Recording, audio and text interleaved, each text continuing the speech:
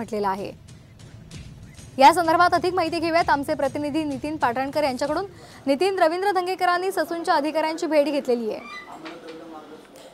ससूनचे डीन अधिष्ठाता जे आहेत त्यांची भेट रवींद्र धंगेकर यांनी घेतलेली आहे आणि कारवाईची मागणी केलेली आहे।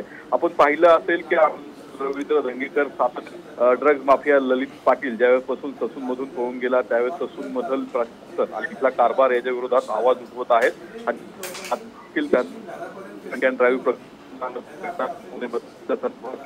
तर आपण पाहतोय रवींद्र धंगेकरांनी ससूनच्या अधिकाऱ्यांची भेट घेतलेली आहे आणि यावेळेला कडक कारवाई करण्याची मागणी सुद्धा त्यांनी केलेली आहे।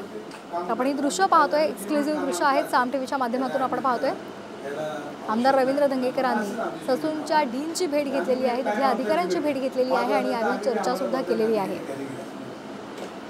पुणे ड्रंक अँड ड्राईव्ह प्रकरणातल्या अल्पवयीन आरोपीच्या ब्लड रिपोर्टमध्ये फेरफार केल्याप्रकरणी ससूनच्या 2 डॉक्टरांना अटक करण्यात आलेली आहे। एका शिपायाला सुद्धा अटक करण्यात आलेली आहे आणि त्याच पार्श्वभूमीवर कडक कारवाईची मागणी रवींद्र धंगेकरांनी केली आहे।